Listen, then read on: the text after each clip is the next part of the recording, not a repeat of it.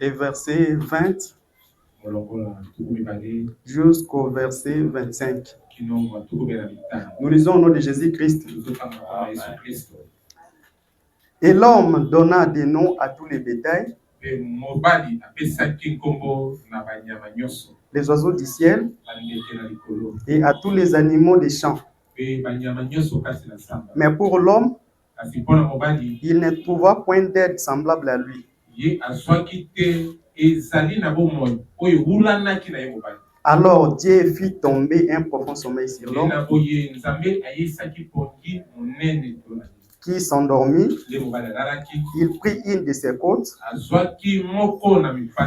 et renferma la chair à sa place. L'Éternel Dieu forma une femme de la côte qu'il avait prise de l'homme.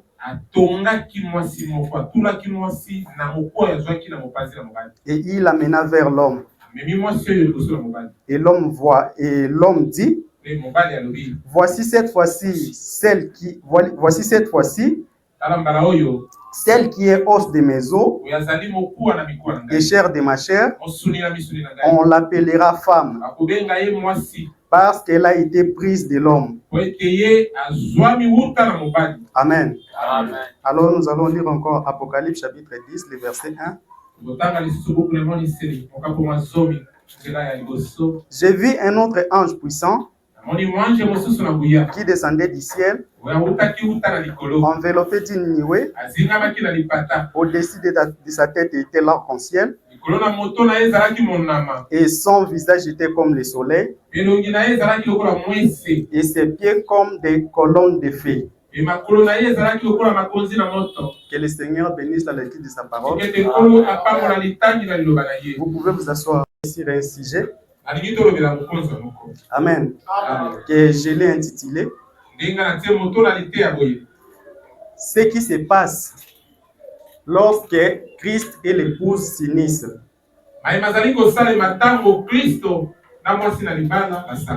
Ce qui se passe après l'union de l'épouse et de l'épouse.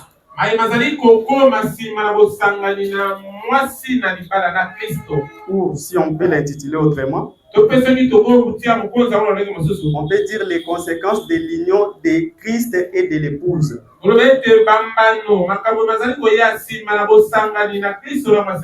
Amen.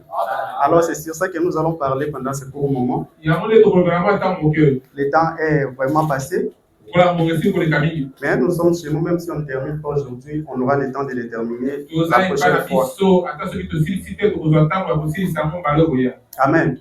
Alors nous parlons de ce qui se passe lorsque Christ et l'épouse sont unis. Parce que la Bible dit, là où nous venons de lire dans Genèse, la Bible dit que l'homme et la femme, au commencement, lorsque Dieu avait fait l'homme et la femme, la Bible au commencement dit que Dieu créa d'abord l'homme. Parce qu'on créa l'homme, il avait créé en même temps l'homme et la femme au même moment. Donc il avait créé l'homme, mais dans l'homme il y avait sa femme en lui. Mais il ne s'était pas manifesté d'abord au commencement. Au commencement, on voyait que l'homme, or dans l'homme il y avait aussi sa femme en lui. Et avant que le péché ne puisse entrer, donc la femme était dans l'homme. Et à un moment donné, Dieu dit que, la Bible dit que tout ce que Dieu avait créé, il les avait créés tous en couple.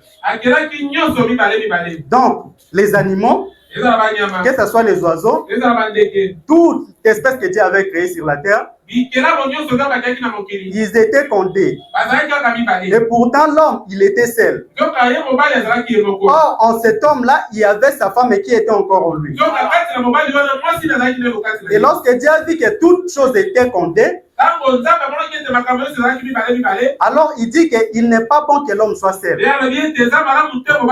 Maintenant, il faut que je puisse manifester la femme qui est l'aide pour l'homme, afin que la création où l'homme devienne aussi des. Parce que la Bible dit que l'homme se sentait seul. À chaque fois qu'il voyait les animaux, à chaque fois qu'il voyait les bétails, à chaque fois qu'il voyait les poissons, quand il voyait les oiseaux, il voyait que c'était l'homme et la femme, toujours l'homme et la femme. Mais lorsque ça devient en son cas, il se voyait toujours seul. Alors, lorsque Dieu a vu que l'homme se sentait seul, alors maintenant il s'est décidé de faire sortir l'homme de la femme. Et la Bible dit, il dit que l'Éternel Dieu forma, il dit, au paragraphe 21, il dit, alors l'Éternel Dieu fit tomber un profond sommeil sur l'homme, qui s'endormit. Il prit une de ses côtes et renferma la chair à sa place. L'Éternel Dieu forma la femme de la côte qu'il avait prise de l'homme, et il amena vers l'homme. Et l'homme dit, voici cette fois-ci celle qui est os de mes os et chair de ma chair. On l'appellera femme parce qu'elle a été prise de l'homme. Donc, pour que la femme puisse exister, parce que Fabranam dit que dans la création originale de Dieu, la femme n'était pas parmi la création de Dieu. Donc, la femme n'a pas été créée comme toute chose a été créée. Mais il dit que pour que la femme soit manifestée, on devait retirer la femme de l'homme. Donc, la femme est le sous-produit de l'homme. Parce qu'il a été créé par l'autre. Pour l'homme. Voilà pourquoi la Bible même dit qu'elle doit toujours être soumise à l'homme. Parce que pour que son existence puisse avoir lieu, il fallait d'abord que l'homme soit là, afin que lui puisse être manifesté. Alors, ce processus-là, lorsque le péché est entré, cela a brisé toutes choses. Quand le péché est entré, Abraham dit que les plans que Dieu avait faits pour l'homme, il dit que tous ces plans-là ont été tombés dans l'eau. Pourquoi? Parce qu'ils avaient accepté les théories du diable à la place de la parole de Dieu. Et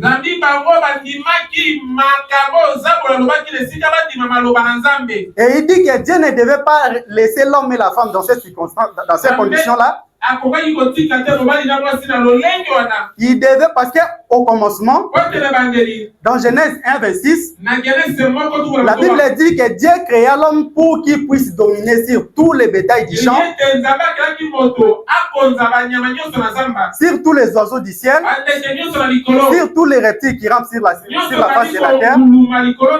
Donc il avait créé l'homme dans ces billes-là pour qu'il puisse dominer toutes ces choses-là.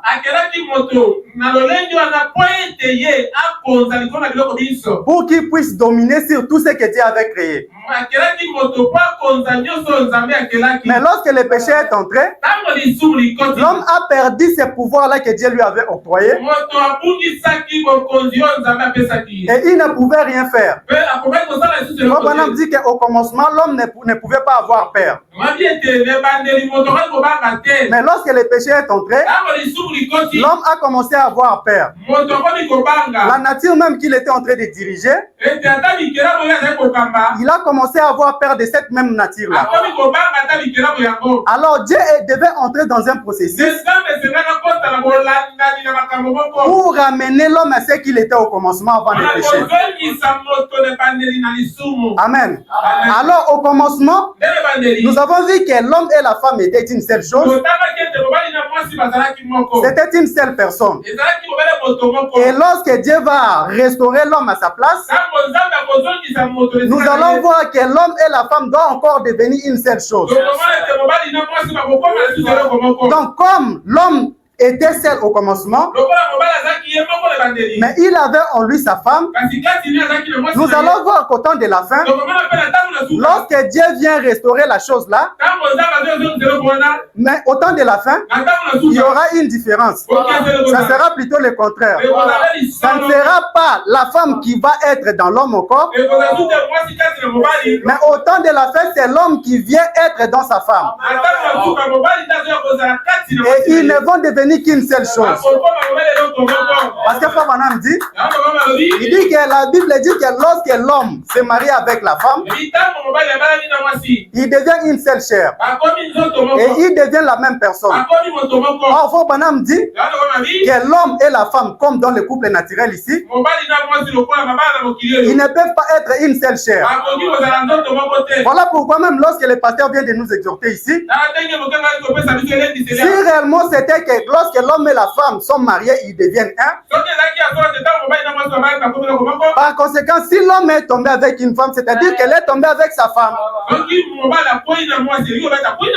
Mais si l'homme est tombé avec une autre femme et que la parole le recommande de venir arranger avec sa femme, cela veut dire que l'homme et la femme, naturellement, ils ne sont pas un même s'ils sont mariés.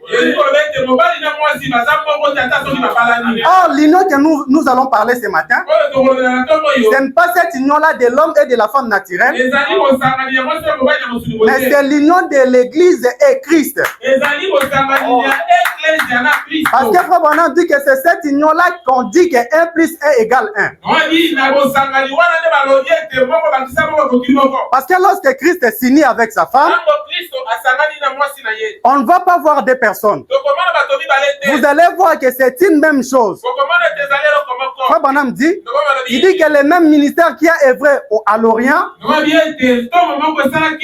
les mêmes œuvres qu'il avait accomplies là-bas, ce sont les mêmes œuvres qu'il accomplit aujourd'hui dans l'épouse. Donc il dit qu'ils ont les mêmes ministères, ils ont la même puissance, ils ont la même parole, et tout cela c'est parce que lorsque Christ et l'Église s'unissent. Amen. Alors ici dans l'adoption, quatrième partie, au paragraphe 19, Branham dit ceci. Maintenant, dites-moi ma sœur, quand y a-t-il eu déjà un temps où le Fils de Dieu devait être manifesté?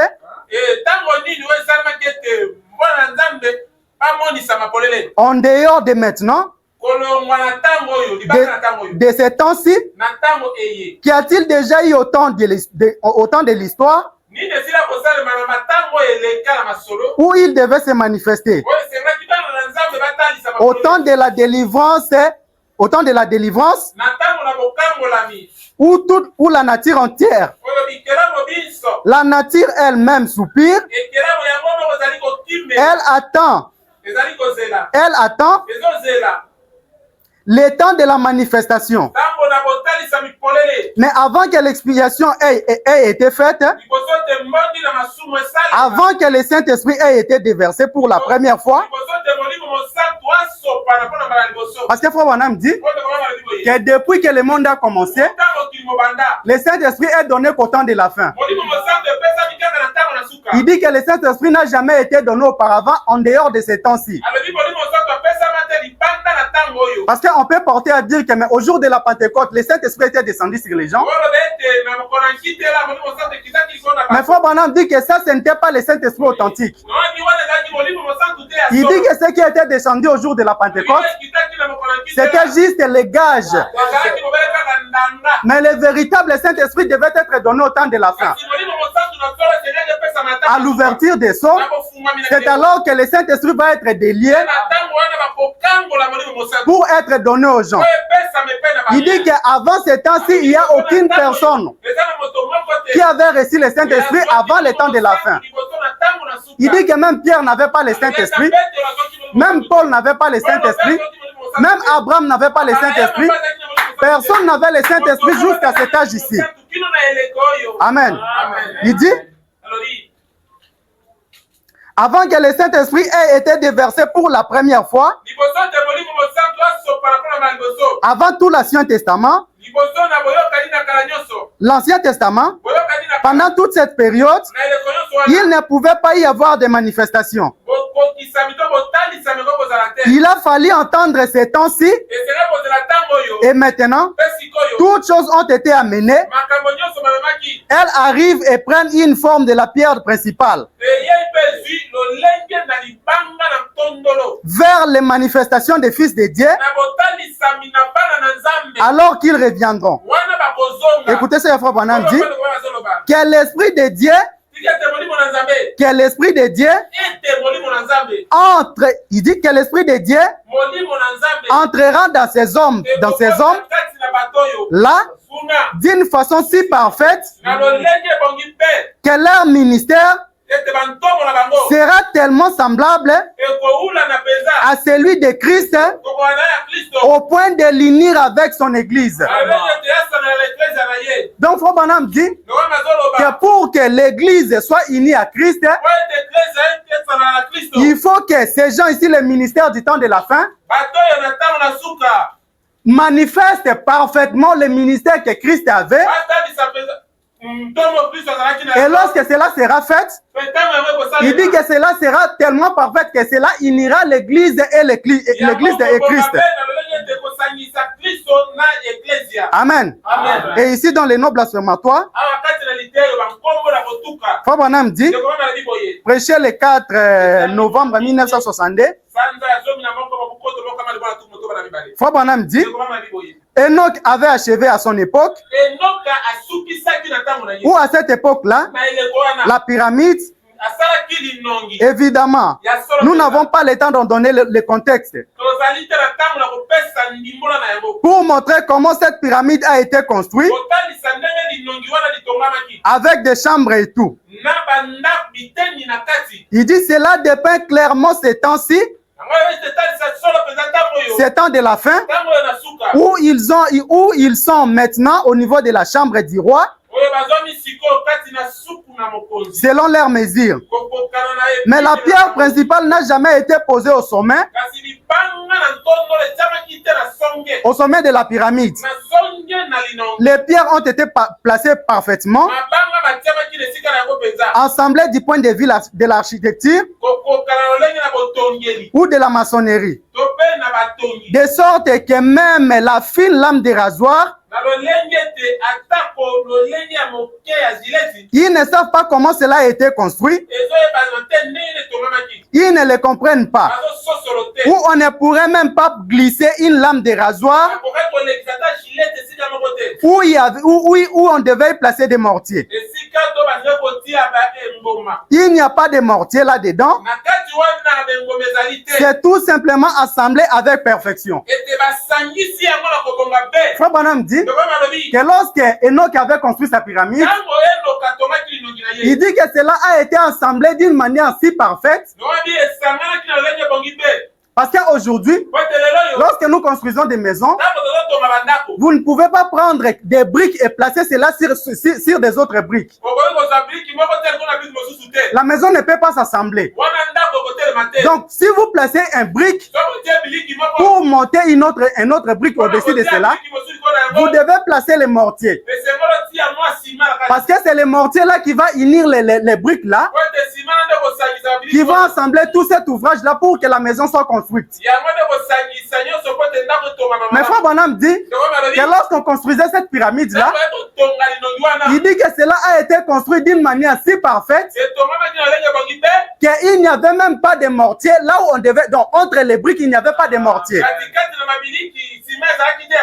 Donc cela a été assemblé avec une perfection que lorsque cela a été fini, il dit qu'il n'y avait même pas une trace auquel on pouvait glisser même une lame de rasoir. C'est-à-dire que cette pyramide là, les briques et les mortiers. Donc c'était assemblé à tel point qu'aucune chose ne pouvait entrer, ne pouvait passer au travers d'eux. Et Frère Branham dit que lorsque cette pyramide-là a été achevée, il dit qu'on n'avait pas posé la pierre angulaire. Parce que la pierre angulaire devait venir au temps de la fin. Voilà pourquoi cette pyramide-là n'avait pas été, donc la pierre de fête n'était pas descendue. Alors écoutez ce que Frère Branham dit au paragraphe 73. Il dit, alors c'est ce qui se passe quand Christ et l'Église deviennent un. Il dit, il n'y a pas de mortier entre eux. Il n'y a rien entre eux. C'est tout simplement Dieu et la personne. Dieu est, il dit Christ est la personne.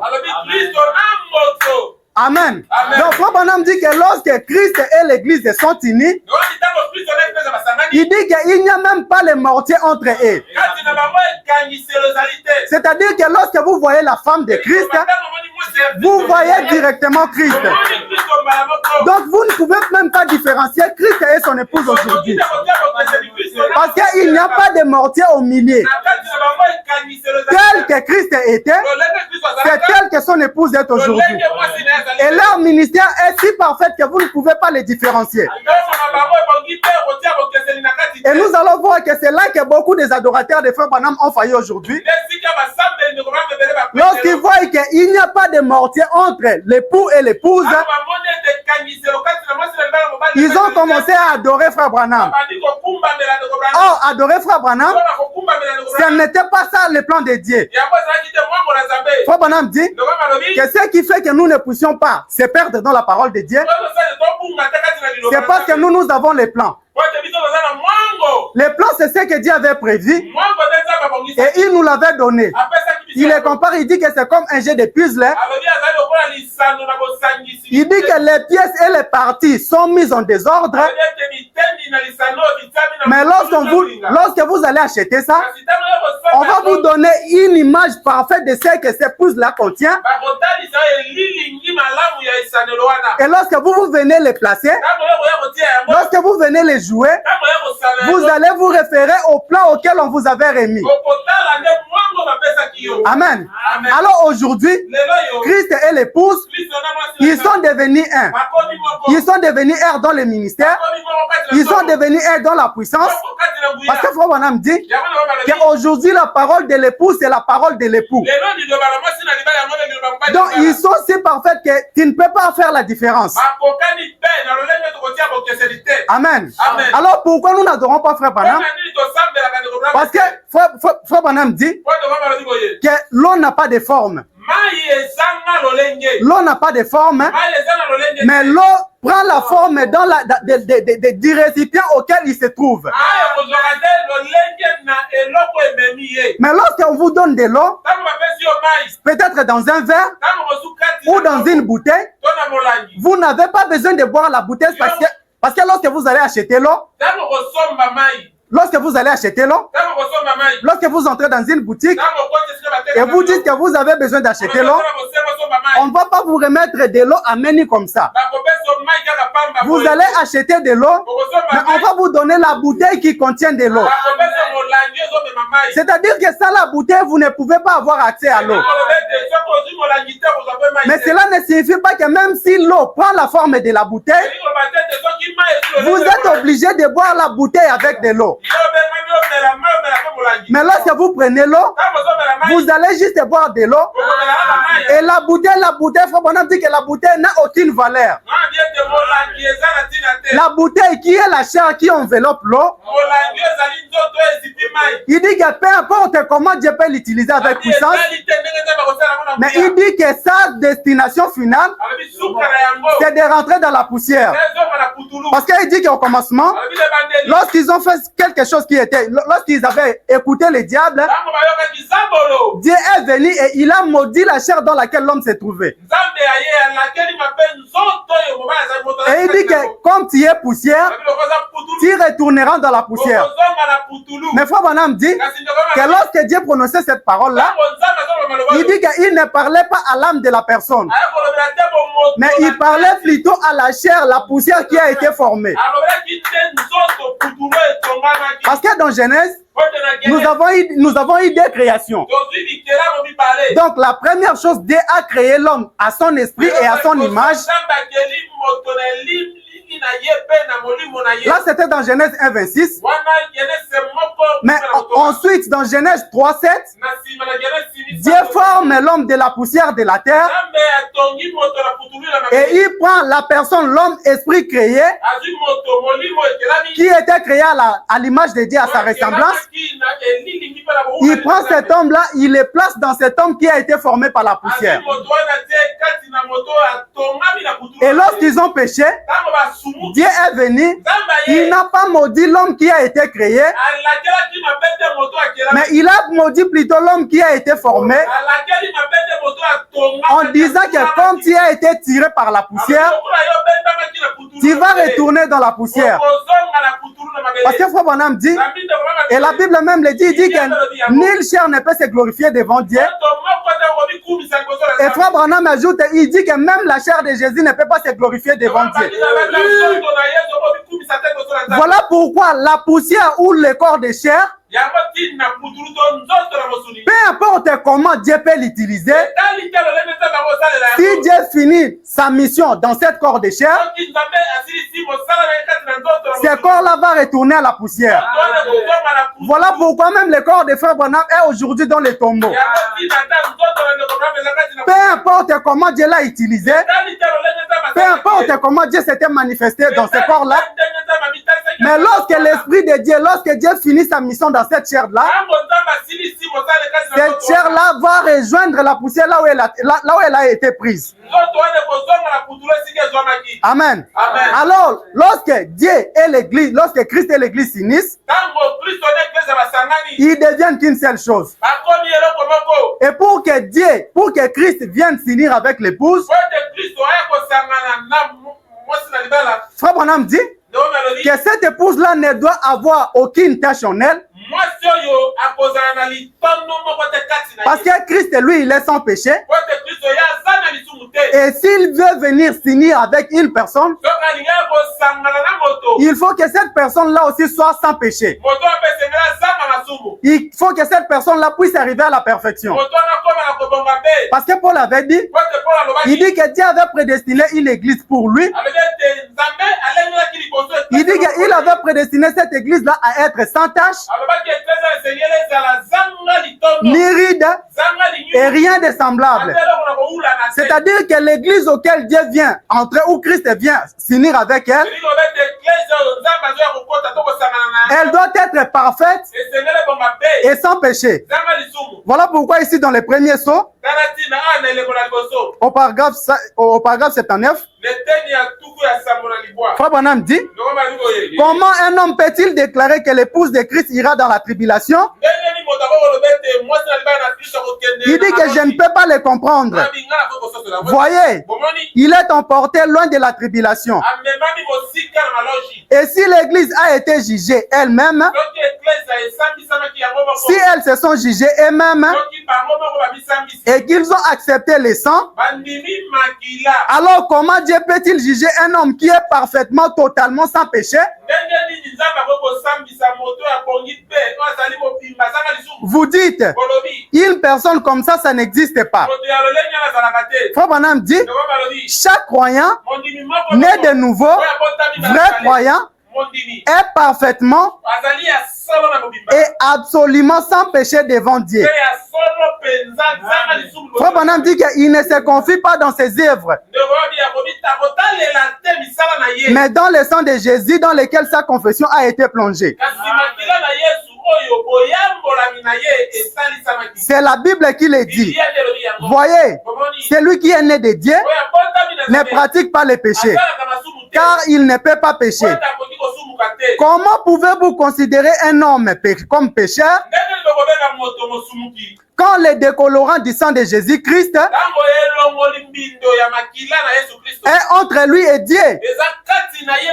Frère Branham dit, il disperse les péchés au point qu'il n'en reste plus rien. Voyez comment ce sang pur de Christ peut-il laisser passer un seul péché? Il ne le peut pas. Donc pour que Christ vienne s'installer, vienne habiter dans une personne, pour qu'il vienne habiter dans son épouse, pour qu'il vienne s'unir avec son épouse, cette épouse-là doit être complètement et parfaitement sans péché. Donc rien d'imperfection ne peut se trouver dans cette église-là. Et ce n'est que lorsque cette église-là arrive à la perfection, c'est alors que Christ va descendre et s'installer dans cette chair-là. C'est alors qu'il va descendre pour s'unir avec cette église-là. Et avant cela, Christ ne peut pas descendre. Donc pour que Christ puisse descendre et s'unir avec son épouse, cette église-là doit parvenir à la perfection. On dit que ces péchés, ils sont plongés dans les décolorants du sang de Jésus-Christ. Et lorsque ces péchés sont plongés là, il dit que les décolorants du sang de Christ dispersent les péchés au point qu'on ne peut plus voir les péchés dans cette personne-là.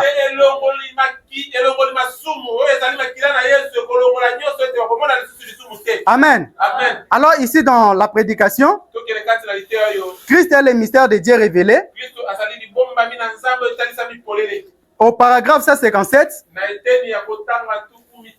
prêché le 28 juillet 1963,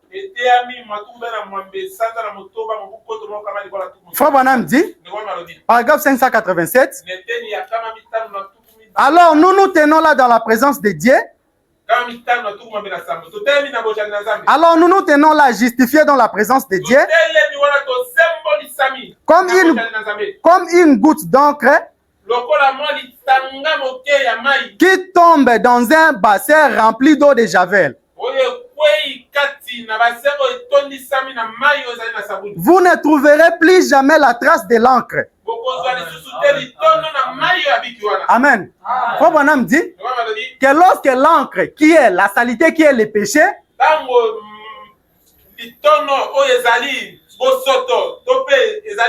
il dit que lorsque cela tombe dans le sang de Jésus-Christ, qui est considéré comme le javel, il dit que cela disperse cette encre-là au point qu'on ne peut plus les retrouver.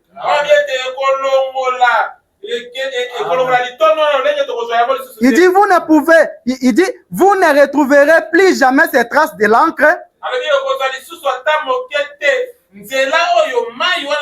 Elle est partie quelque part. Elle ne reviendra plus jamais. Et quand un homme est véritablement racheté, cette semence prédestinée, qui voit cela et l'accepte, écoutez ce que Frère Branham dit. Il dit que cette semence prédestinée qui voit cela et l'accepte, il dit que ces péchés sont détruits. Amen. Il dit que ces péchés sont détruits. Ils sont disparus. Ils ont été dissociés. Ils sont tombés dans l'acre du sang de Jésus-Christ. Et on ne s'en souviendra plus jamais. Dieu l'oublie. Et en tant que fils et filles de Dieu, ils se tiennent là dans la présence de Dieu. Amen et amen. Nous sommes maintenant des fils de Dieu. Frère Branham dit, pas nous serons, nous sommes maintenant rachetés. Amen. Frère Branham dit que lorsque les péchés ou les péchés tombent dans le sang de Jésus-Christ, Il dit que les véritables croyants, lorsque leur confession tombe dans le sang de Jésus-Christ, il dit que ces péchés-là, leurs péchés sont disparus. Ils ont été dissociés. Et il dit que Dieu l'oublie. Il dit qu'il ne peut plus jamais se souvenir de cela. Il dit nous avons la réponse à donner à Satan.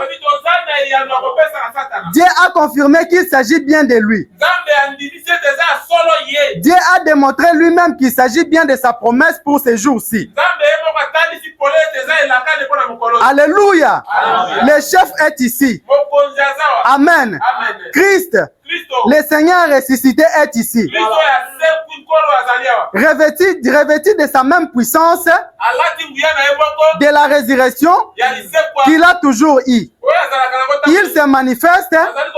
Voilà la réponse pour les diables. Il dit ça, c'est pour. Il dit c'est pour ça que quand l'homme. Il dit c'est pour ça que quand l'homme qui est assis ici est tombé mort l'autre jour, assis ici, nous avons pu dire reviens à la vie parce que le Saint-Esprit a dit. Parce que souvenez-vous, nous avions dit que lorsque Christ et l'Église sont unis, lorsque la parole de cette personne devient la parole de Christ. La vie de Christ devient la vie de cette personne-là. Et Frère Branham dit que ça, c'est la réponse à donner au diable. Il dit que lorsque Christ et son Église sont unis, il dit que l'Église peut donner même la vie là où il y a la mort. Voilà pourquoi il dit que ce jour-là, lorsque cette personne-là était morte, il a pu dire que la vie revient. Et la vie était revenue dans cette personne-là. Pourquoi? Parce que lui et Christ sont devenus un. Sa parole devient la parole de Christ. Ses agissements deviennent les agissements de Christ. Toutes ses œuvres sont devenues les œuvres de Christ. Il dit c'est pour ça que quand cet homme-là qui était assis, qui était tombé mort l'autre jour,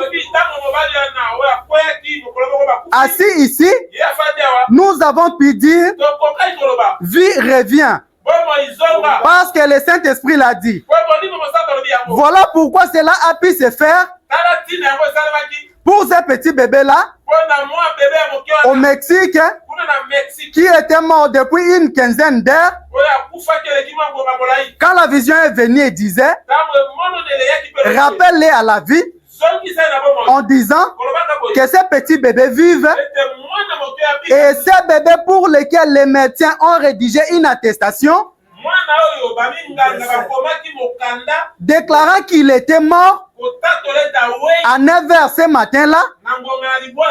Voilà qu'à 23h de ce soir-là, il est revenu à la vie. Il est vivant aujourd'hui. Donc vous voyez que l'Église donne même la vie là où il y a la mort. Frère Branham dit que cet enfant-là était mort depuis 9h du matin et il est ressuscité à 23h. Et cette résurrection n'est pas comme la résurrection où on a les théâtres partout, où les prophètes et les pasteurs s'arrangent avec les gens. Ils simulent la mort. Ils vont simuler la mort et lui il viendra pour ressusciter la personne là. Mais ici Frère Branham dit que les médecins avaient déclaré cette personne, cet enfant là qu'il était mort depuis 9h du matin. Et Frère Branham l'a ressuscité vers 23h du soir. Donc vous voyez que la vie qui était en Christ est revenue dans l'épouse lorsqu'ils sont unis. Lorsqu'ils sont devenus mari et femme, ce qui était passé dans le ministère de Jésus se passe aussi de même dans le ministère de l'épouse aujourd'hui. Et la vie revient dans cet enfant-là. Pourquoi? Parce que l'épouse avait reçu les mêmes options, le même esprit que l'époux avait sur lui. Frère Branham dit, qu'est-ce qui se passe? Pas ces gens, mais les chefs, les corps, il dit, pas ces gens, les chefs et les corps sont devenus pas les chefs Mokonzi. Il dit qu'est-ce qui se passe? Pas ces gens, les chefs et les corps sont devenus un tout. C'est Dieu manifesté dans son peuple. Il dit, c'est pour ça que le mari et sa femme ne sont plus deux. Ils sont un. Dieu et son église sont un. Christ est en vous, la grande révélation de Dieu. Gloire à Dieu, portant même son nom. Son nom est Jésus. Le un. La raison pour laquelle il s'appelle Jésus, c'est qu'il est le un. C'est le corps un de Christ qui prouve qu'il manifeste Dieu. Christ, lui, il est le un, mais le corps un de Christ, c'est son épouse. Et Frère Branham dit que c'est elle qui manifeste sa puissance. C'est elle qui manifeste Dieu. Ces corps-là, il dit, ces corps-là l'avaient fait, c'est-à-dire le corps de Jésus. Et ces corps ici l'a racheté. Chacun de ces corps. Et c'est sa grâce, il dit. Et c'est grâce à cela que Dieu opère sa pleine manifestation. En route vers le royaume, ressuscité, il a payé le prix. Nous sommes rachetés. Dieu prouve, il dit Dieu l'a prouvé et l'a confirmé. Donc l'onction qui était dans l'époux, lorsqu'il vient s'unir avec son épouse, cette même onction-là aussi revient dans l'épouse. Et cela fait faire à l'épouse les œuvres que Christ et l'époux avaient faites là-bas. Et en faisant cela, Frère Branham dit que c'est le mari et sa femme qui deviennent une seule personne. Il dit qu'ils ne sont plus deux, mais ils deviennent un. Et tout ce que l'époux a pu accomplir là-bas, son corps aujourd'hui, il le manifeste aussi pareillement. Amen. Il dit, alors la parole continue à descendre dans le corps, depuis la tête. Qu'est-ce que c'est? Cette même parole, il ne peut pas y ajouter, ni en retrancher. Donc c'est cette même parole qui descend depuis la tête, alors que les jours s'approchent. Elle descend dans ces corps dans lesquels, il dit, il descend dans les corps, confirmant qu'ils sont un, ils sont mari et femme. Écoutez ce qu'il dit. Il dit il dit, ils sont chair de sa chair, parole de sa parole, vie de sa vie, esprit de son esprit. Voyez, amen. Comment le savez-vous? Il rend les témoignages, les mêmes fruits, même parole. Voyez, il manifeste Christ, même vie, même Dieu, même esprit, même parole, même livre. Amen. Les mêmes signes. Vous ferez aussi les œuvres que j'ai faites. Amen. Oh là là. Alléluia. Donc ici, lorsque Christ vient s'unir avec son épouse, Frère Branham dit qu'il devient parole de sa parole. Il devient vie de sa vie. Elle devient puissance de sa puissance. Elle devient parole de sa parole. Et il dit qu'à ce moment-là, ils ne sont plus deux, mais ils sont devenus une seule et même chose. Et qu'est-ce qui se passe lorsqu'ils s'unissent comme ça? Tout ce que l'époux devait manifester, nous voyons toutes ces manifestations-là dans l'épouse. Et cette épouse-là, lorsque nous parlons de cette épouse-là, parce que la Bible dit que nous avons une épouse qui est la mère des croyants. Et nous avons aussi l'épouse qui sont constituées de myriades. Et cette épouse auquel Frère Branham parle, elle est devenue vie de sa vie, parole de sa parole, puissance de sa puissance. Ça, c'est lui-même, le Frère Branham, qui est l'épouse principale. Parce que Frère Branham dit que Dieu, pour racheter son peuple, il ne vient pas racheter tout le monde à la fois. Il dit que la manière de Dieu de faire les choses, il va venir, il prend une seule personne, il rachète d'abord cette personne-là, et au travers de cette personne-là, il commence aussi à racheter d'autres qui viendront par après. Et Frère Branham, lui, il était l'épouse principale. C'est lui que Christ devait racheter, premièrement, pour qu'il puisse accomplir tout ce que nous venons de dire ici. Et on accomplit ça, toutes ces choses ici dans Frère Branham.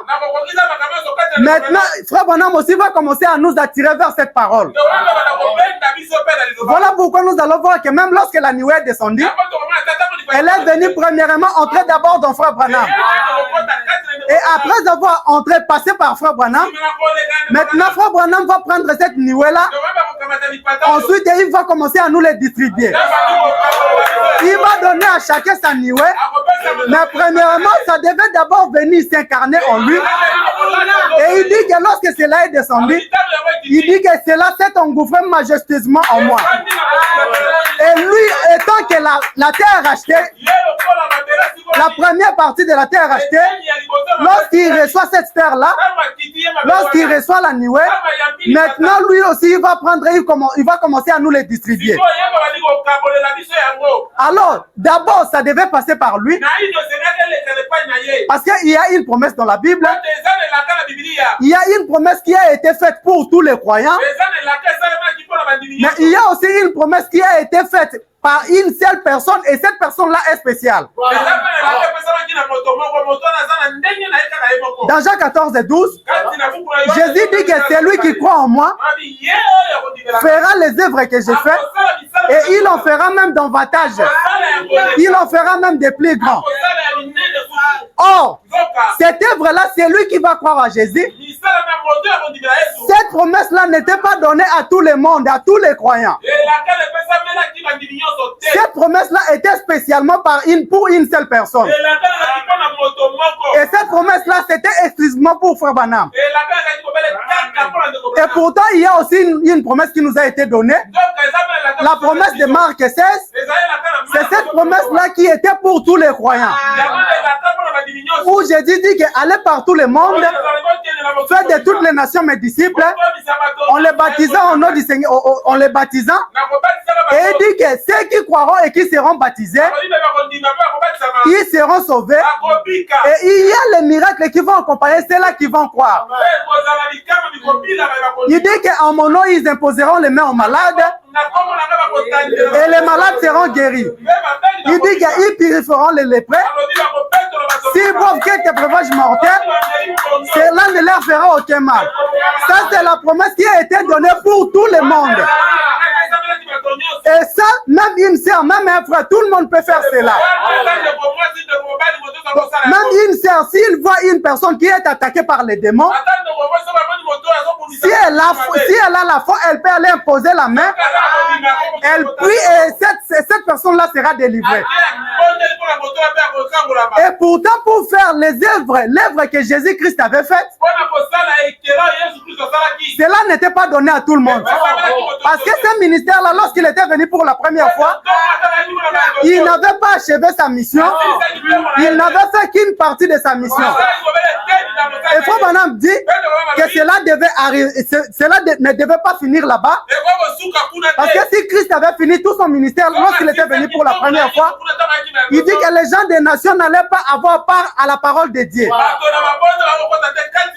Mais c'était à cause de nous, les gens des nations, que les Juifs devaient rejeter la parole.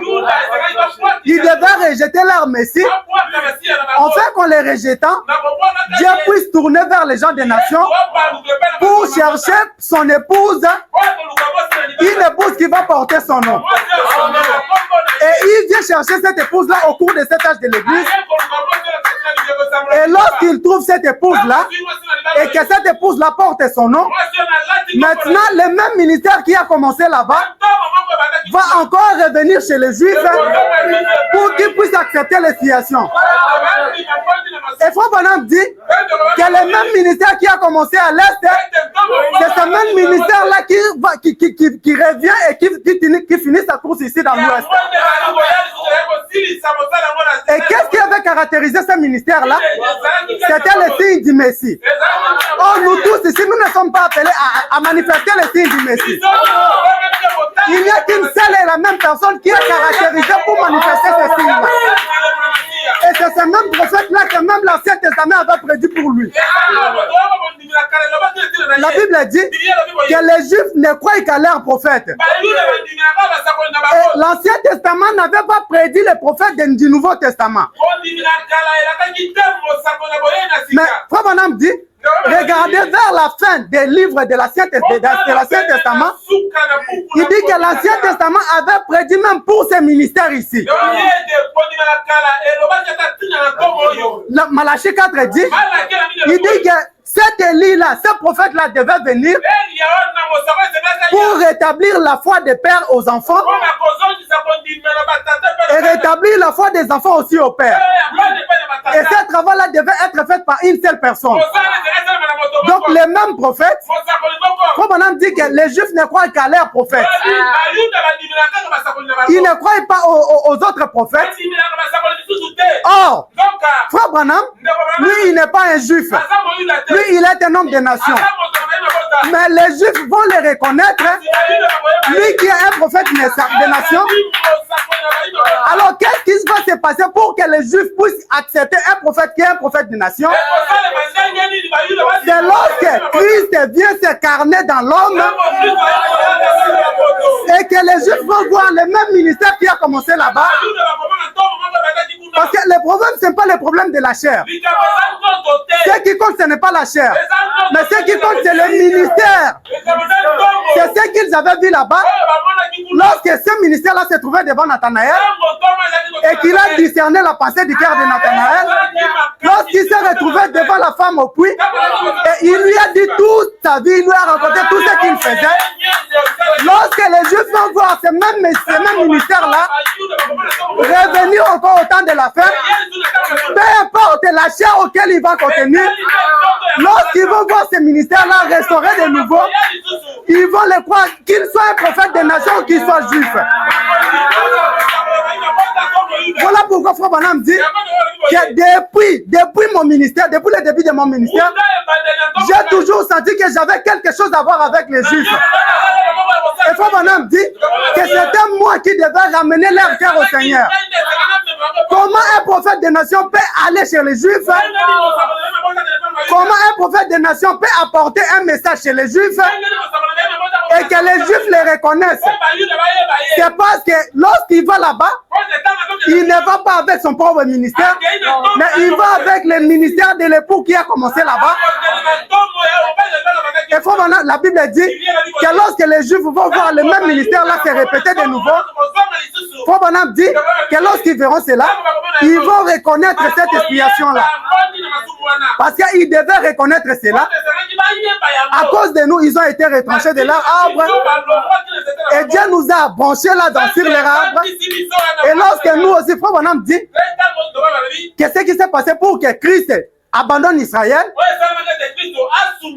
et qu'il vient chez les gens des nations, c'était lorsqu'il l'avait rejeté. Lorsqu'il accomplissait les signes du Messie et que ces gens-là étaient aveuglés, ils ne pouvaient pas le voir. Lorsqu'ils l'ont rejeté, ils l'ont crucifié, alors il leur a tourné les dos et il est venu chez les nations. Et il dit qu'il a commencé aussi à traiter avec les gens des nations jusqu'à un certain moment, lorsqu'il a réussi à rassembler son épouse et les amener dans l'enlèvement, il dit qu'à ce moment-là aussi, les gens des nations aussi vont rejeter ce ministère-là. Et Frère Branham dit que dans la Bible, au cours de tous les âges de l'Église, il n'y a aucun âge de l'Église qui avait rejeté Christ et auquel Christ se trouvait en dehors de son Église. Mais regardez que dans l'âge de l'Odyssée, lorsque Dieu a fini d'accueillir son épouse et qu'il les amène dans les noces de l'agneau, il dit à ce moment-là, l'Église des nations aussi rejette Christ parce que Christ se trouve en dehors de son Église. Et lorsqu'il rejette Christ, lorsqu'il rejette ses ministères, Christ aussi laisse les gens des nations parce que c'est le jugement qui doit s'abattre et il retourne vers les Juifs pour qu'ils puissent aller se présenter à eux. Il retourne vers les Juifs et il va continuer, il va achever le ministère qu'il avait commencé. Voilà pourquoi Frère Branham dit que comme les Juifs ont rejeté leur Messie, les nations aussi font de même. Et ils rejettent aussi leur Messie. Et qui est le Messie pour les gens des nations? C'est William Marion Branham qui est le Messie pour les nations. Et il n'est pas le Messie que pour les gens des nations, mais il est le Messie en même temps pour les nations et pour les Juifs aussi. Parce que dans Apocalypse, dans l'âge de Thyatire, Jésus dit à l'église, il dit que je connais tout ce que vous avez en direct. Mais il dit que c'est lui qui, si vous persévérez et que vous arrivez à la fin, c'est lui qui vaincra. Je lui donnerai l'autorité sur toutes les nations. Et il pètera toutes les nations avec une verge de fer. Et les nations, nous avons que la nation juive et nous avons aussi nous les gens des nations. Oh, Jésus a dit que c'est lui qui vaincra. Il va lui donner autorité sur toutes les nations. Et il va paître toutes les nations avec une verge de fer. Et la verge de fer, qu'est-ce que c'est? Frère Branham dit que la verge de fer, c'est la parole de Dieu. Et la parole de Dieu, c'est cette même parole-là qui va chez les Juifs et qui vient aussi chez les nations en même moment. Parce que Zacharie l'avait aussi vu. Il a dit qu'au temps de la fin, en ces temps-là, les eaux vives sortiront de Jérusalem. Et il dit qu'ils se dirigeront en même temps vers la... Il dit que la moitié de cette eau-là se dirigera vers la mer orientale. Et la moitié vers la mer occidentale. Et Frère Branham dit que qu'est-ce que c'est? Il dit que la même parole à la fois pour les Juifs et à la fois pour les gens des nations. Et qui accomplit toutes ces choses-là? C'est le ministère de Jésus-Christ en Frère Branham. Et quand est-ce que cela se passe? Cela se passe que lorsque Christ et son Église sont unis. C'est alors que ce ministère-là peut œuvrer comme il a œuvré au commencement. Amen. Amen. Alors ici dans la prédication, reconnaître vos jours et son message. Frère Branham dit, dans le paragraphe 31, il dit ensuite le message qui a suivi. C'est là que les sept ont été ouverts, par lesquels ont été dévoilés tous les mystères cachés de la Bible, les doctrines et tout. Et c'est ce que le monde attaque avec tant de violence actuellement. On attaque cela, on dit que c'est faux. Ceci, c'est là. Il dit l'autre jour en Arizona, parce que nous avons dit qu'aujourd'hui la parole de l'épouse devient la parole de l'époux. Ici, Frère Branham dit qu'il avait prêché un sermon et les gens ont cherché à couper, à raccorder les bouts de bande pour lui faire dire ce que lui n'avait pas dit. Oh, c'est que la Bible avait dit. Il a dit que quiconque ajoutera ou en retranchera quelque chose de ce que la parole de Dieu a dit, Mais ici, Frère Branham dit que ces gens-là essayent de retrancher ou d'ajouter quelque chose à ce que moi, Branham, je n'ai pas dit. Donc la parole de Branham n'était plus sa propre parole, mais sa parole, c'était la parole de Dieu. Sa parole, c'était la parole de Christ. Il dit l'autre jour là en Arizona, il raccordait les bouts de bande pour essayer de me faire dire quelque chose que je n'avais pas dit. Souvenez-vous bien de la vision. Quant à la position de l'Arizona, la Bible dit, il vaudrait beaucoup mieux pour vous que vous ayez une rocher attachée au cou.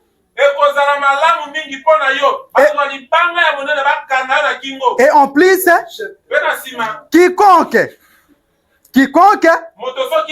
qu'il soit prédicateur ou qui qu'il voudra, on retranchera une seule parole ou y ajoutera une seule parole.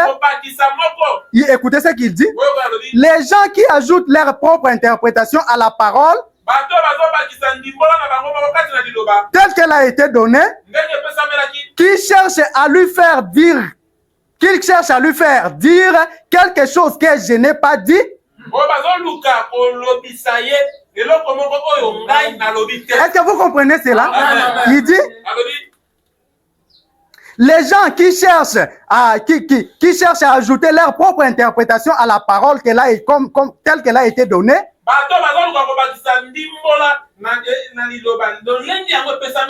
qui cherche à lui faire dire quelque chose que je n'ai pas dit. Et ce n'est pas ma parole à moi, mais c'est sa parole à lui. Quiconque ajoutera ou en retranchera. Donc la parole de Branham n'était plus sa propre parole à lui, mais sa parole à lui devient la parole de Dieu. Voilà pourquoi tous ces gens-là qui cherchent à avoir les défauts dans la vie de Frère Branham, il faut qu'ils fassent attention. Parce que toute la vie de Frère Branham, c'était la vie même de Dieu. Parce que, regardez, les gens parfois ne savent pas qui est réellement Frère Branham. Il y a beaucoup de gens qui disent à Azamotoloko Labiso, il est un humain, il a fait des erreurs comme nous. Mais faites attention, Branham n'est pas un homme comme vous tous. Parce que Frère Branham dit que la même chose que Abraham avait vu à ce temps-là, Elohim dans la chair humaine, et il dit que lorsqu'Abraham a vu cela, il a appelé Seigneur.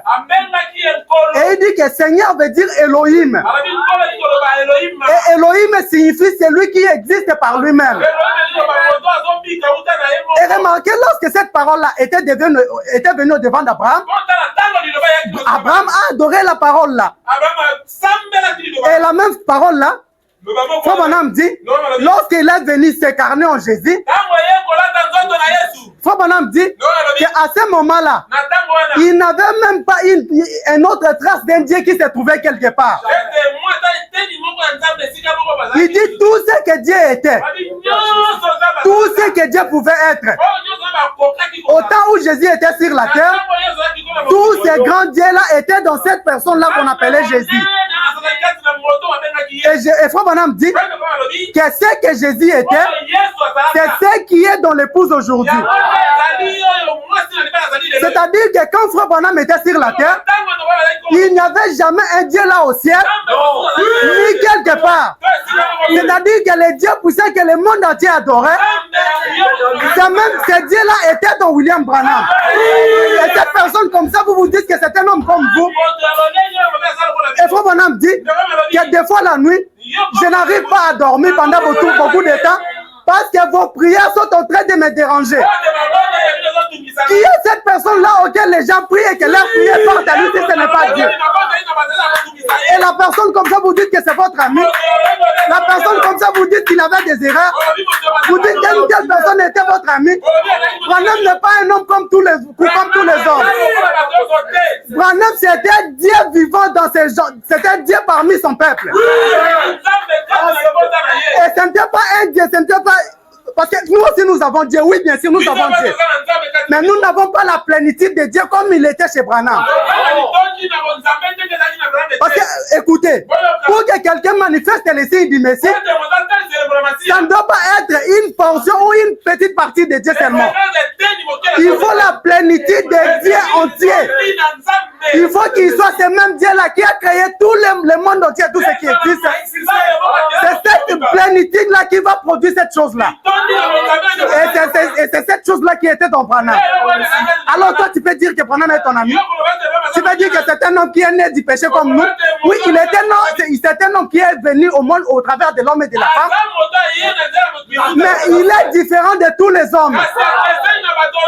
Nous tous, comme nous sommes ici, si tu veux faire quoi que ce soit, tu peux le faire.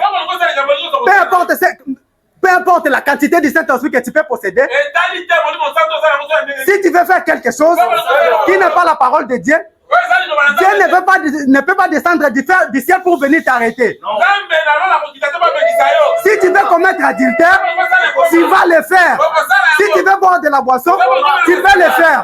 Mais il y a une personne auquel s'il voulait prendre quelque chose, le Dieu du ciel descendait pour l'empêcher. Donc il faisait quelque chose qui était contre sa propre nature. Parce que lui-même, il voulait faire cette chose-là. Mais à cause de ce qui était en lui, Dieu l'interdisait, Dieu le gardait pire, parce qu'il avait un grand rôle à jouer. Et toi, tu peux dire qu'une telle personne, c'est une personne comme vous. Frère Branham n'est pas votre ami. Frère Branham n'est pas un homme comme tous les autres. Il est un homme spécial. Amen. Il ne peut pas être comme tous les hommes. Amen. C'est le lever du soleil. Prêché le 18 avril 1965.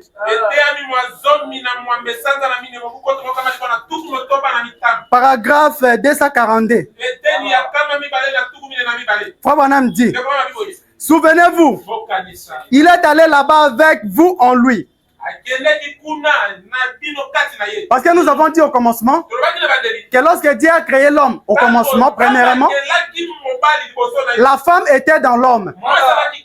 Et Frère Branham dit que ces processus-là n'avaient pas abouti. Parce que l'homme et la femme ont péché. Et il dit que Dieu avait repris ces processus-là encore de nouveau. Et il dit qu'il avait repris dans Jésus-Christ qui était notre épouse quand il était venu pour la première fois. Et il dit que lorsque Jésus allait à la croix, il dit qu'il avait aussi son épouse en lui. Parce qu'à ce moment-là, Dieu n'avait pas encore séparé l'épouse de l'épouse. Voilà pourquoi Frère Branham dit, il dit que la cause du péché, la condition c'était que chacun devait mourir pour ses péchés. Donc tout celui qui avait péché, il devait subir la peine de la mort.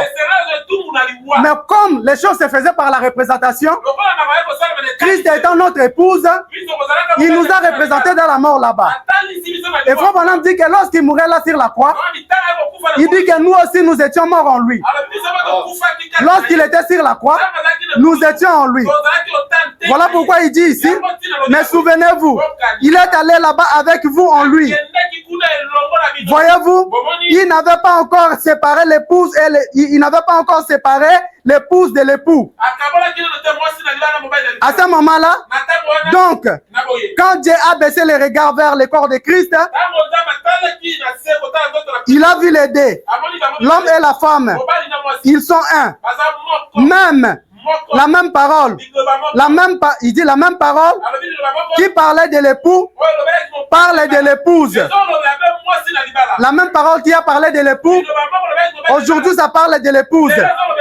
Eh bien, comment il dit, comment l'épouse peut-elle être là sans manifester tout ce qu'il avait, il dit, eh bien, comment l'épouse peut-elle être là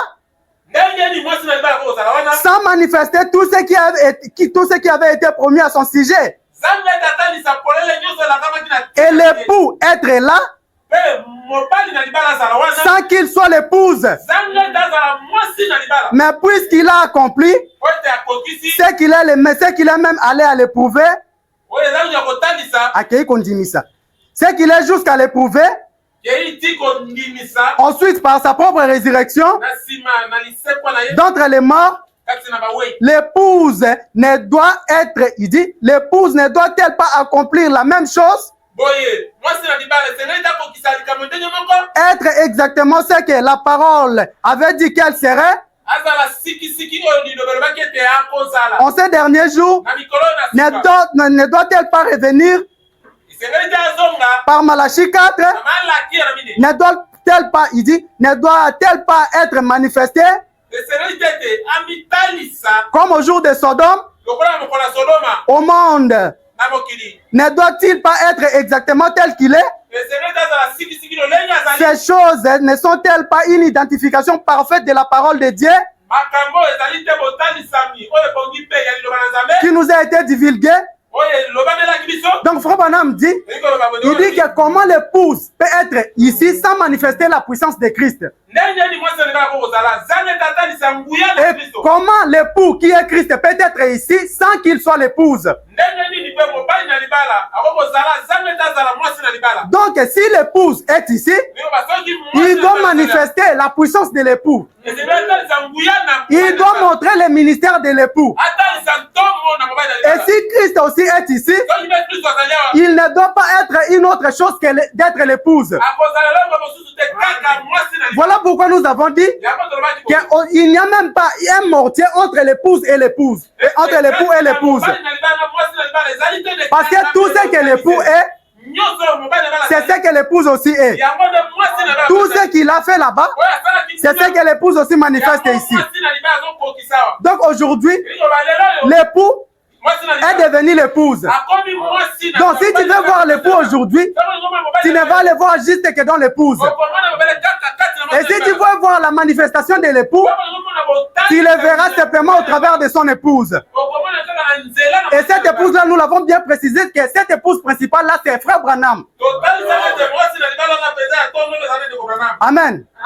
Et ici, dans la demeure future, parce que ici, Frère Branham dit que dans chaque temple qui se trouve ici sur la terre, dans ce temple-là, il y a un objet d'adoration. Et là où il y a le trône, il y a un être qui est assis là, qui est l'objet d'adoration. Mais Frère Branham dit qu'en ce temps de la fin, cette épouse-là, cette parole-là, il dit que c'est elle-même qui est. Donc, il dit que la parole, l'épouse, lui-même, il est le temple. Lui-même, il est l'objet. Lui-même, il est le trône. Donc, lui-même aussi, il est l'être, l'objet d'adoration. Il dit que toutes ces choses-là se sont fondues en une seule chose. Voilà pourquoi nous avons dit que c'est ça le mystère de 1 plus 1 égale 1. Donc, ce ne sont pas nos mariages terrestres ici. Voilà pourquoi Frère Branham dit tout ce que l'épouse engage, cela est engagé aussi par l'époux qui est le Christ. Donc tout ce que l'épouse fait, cela est approuvé par Christ. Tout ce que l'épouse fait, c'est l'époux qui le fait au travers de lui. Donc c'est là que 1 plus 1 égale 1. Ce n'est pas notre mariage terrestre ici.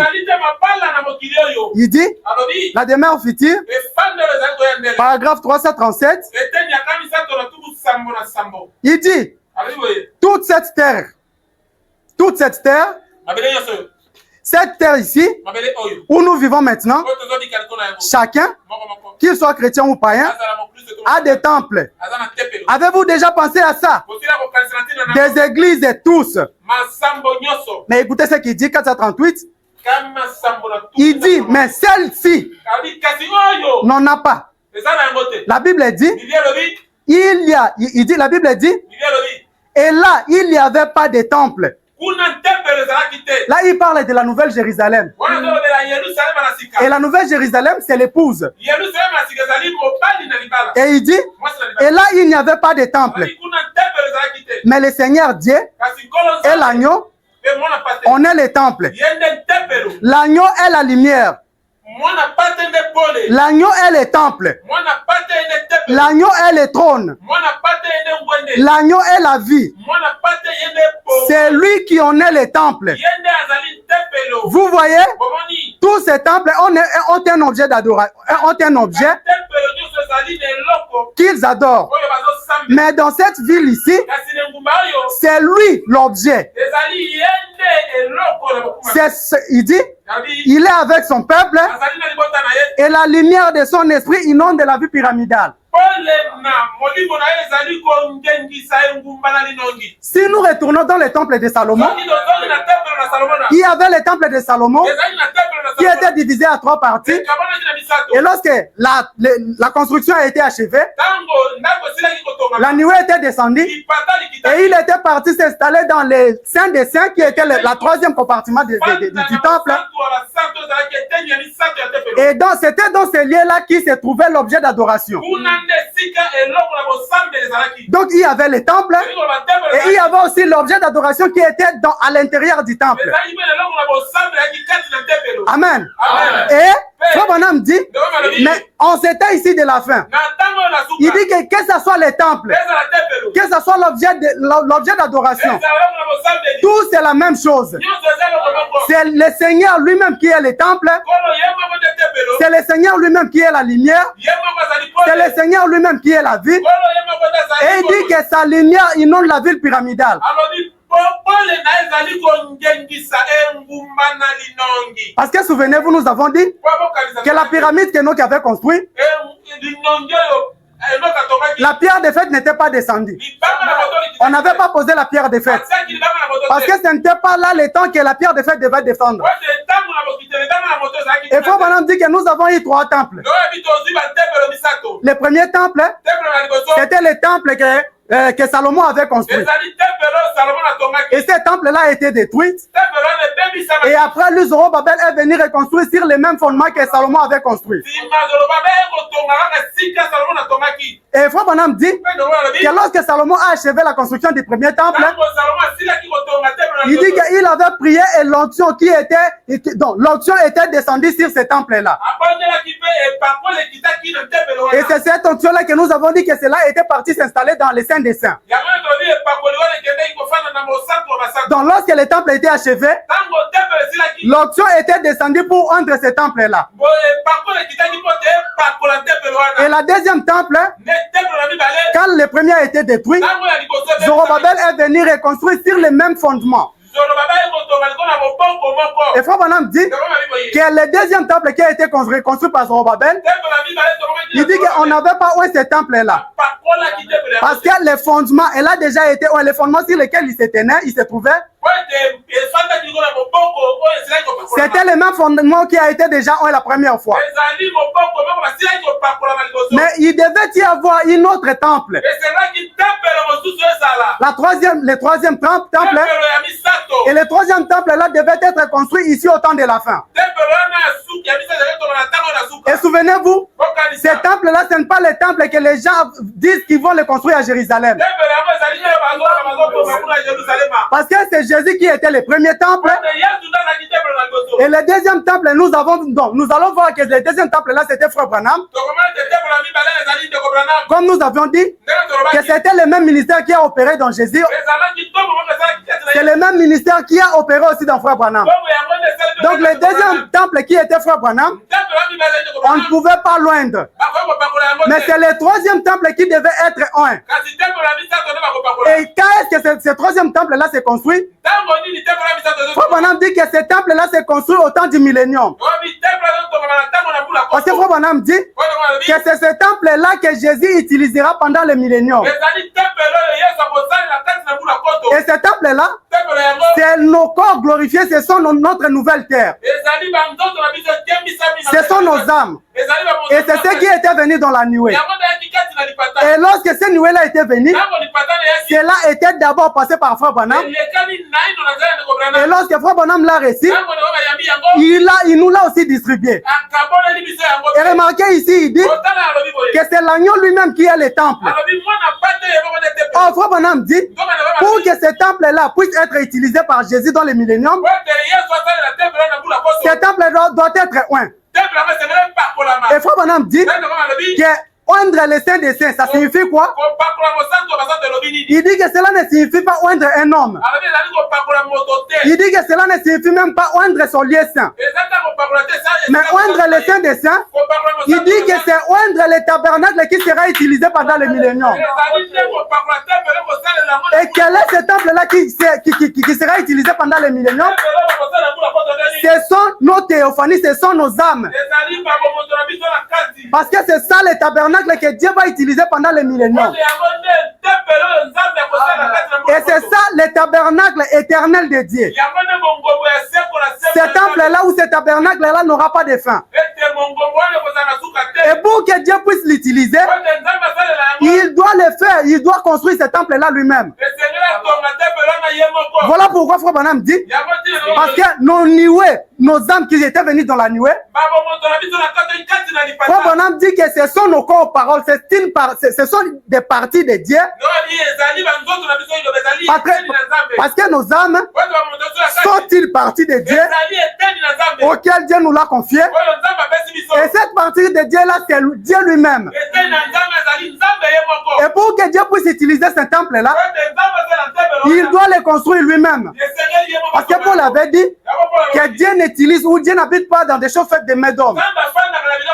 Donc pour que Dieu puisse utiliser un temple, il doit utiliser lui-même ce temple-là. Et il doit être lui-même ce temple-là pour qu'il puisse l'utiliser. Voilà pourquoi Frère Branham dit ici que c'est l'agneau lui-même qui est le temple. L'agneau lui-même est la lumière. L'agneau lui-même est la vie. L'agneau lui-même est la lumière qui éclaire cette ville-là. Et cette ville-là, la Nouvelle Jérusalem, c'est vous et moi. Ce sont nos corps paroles. Et nos corps paroles, c'est Dieu lui-même. Et ce corps-là, c'est Dieu lui-même aussi. Et quand est-ce qu'il a été oint? C'est lorsque la nuée était venue. Et Frère Branham dit que cela était venu pour oindre le tabernacle qui a été construit.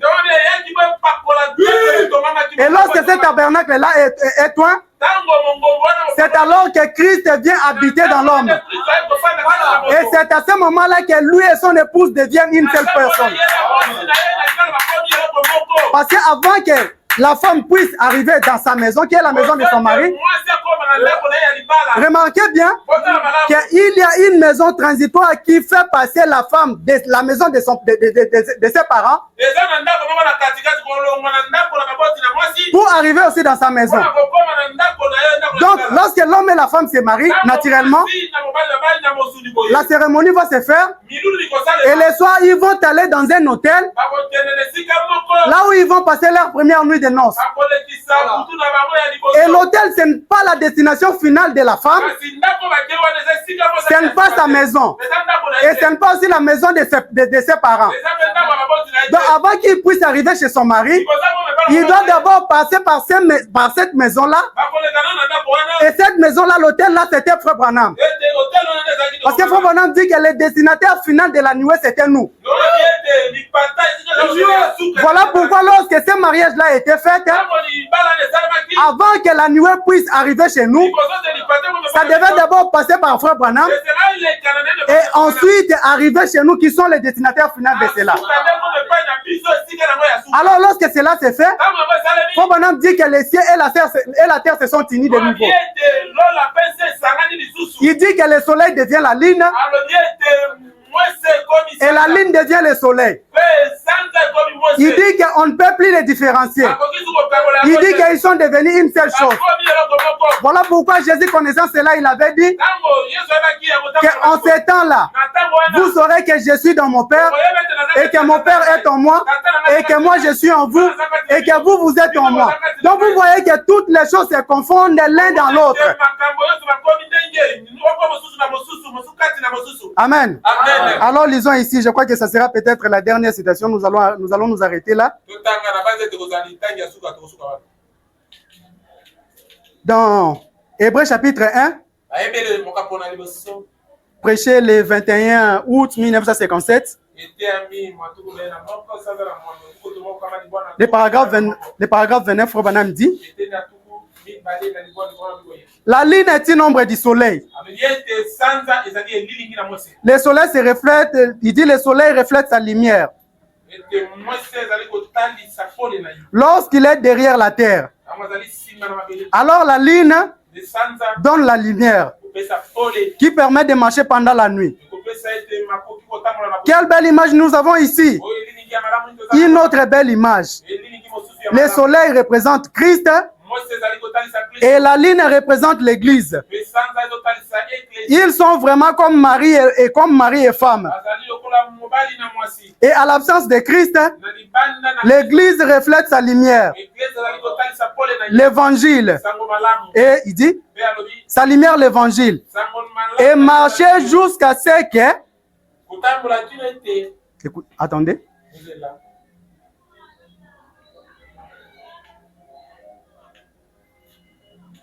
Il dit, ils sont vraiment comme mari et femme.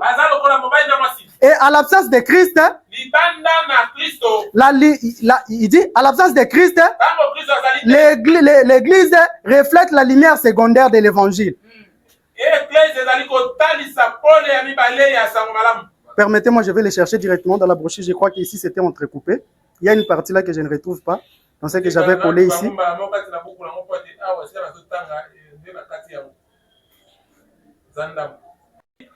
La lune est une ombre du soleil.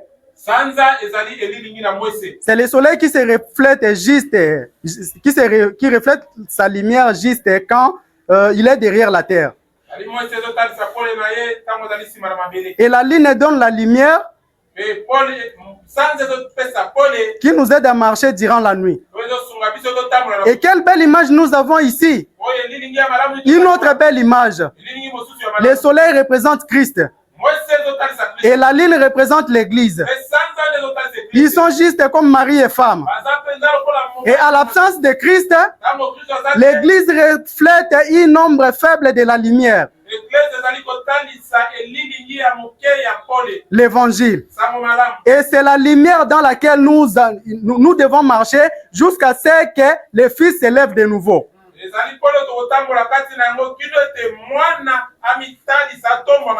Et quand est-ce que le Fils se manifeste à nouveau? Quand est-ce que le Fils s'élève à nouveau? C'est lorsque la nuée descend. C'est alors que le Fils s'élève à nouveau. Parce que c'est là que Frère Branham dit que c'est l'élevé du soleil. Il dit jusqu'à ce que le Fils s'élève à nouveau. Écoutez, il dit, alors l'Église et le Fils, la lune et le soleil fusionnent ensemble.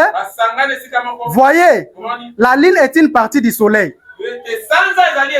Et l'Église est une partie de Christ. Et à l'absence de Christ, l'Église reflète sa lumière. Donc il dit que lorsque Dieu Christ et l'épouse se rassemblent, lorsqu'ils s'unissent, il dit que la lune et le soleil se fusionnent, ils se croisent et ne deviennent plus qu'une seule chose. Et il dit que la lune c'est une partie du soleil. Tout comme l'épouse est une partie de Christ. Et lorsqu'ils se sont ensemblés, lorsqu'ils se sont croisés, lorsqu'ils sont devenus un, maintenant l'épouse peut manifester la lumière de Christ. Maintenant l'épouse peut manifester le ministère de Christ. Amen. Alors il y avait beaucoup de choses, mais comme le temps est passé, parce que là nous avons plus parlé de Frère Branham, on devait arriver jusqu'à nous, mais je crois que peut-être la prophète, nous allons continuer peut-être si le temps nous sera donné. Alors que le Seigneur vous bénisse.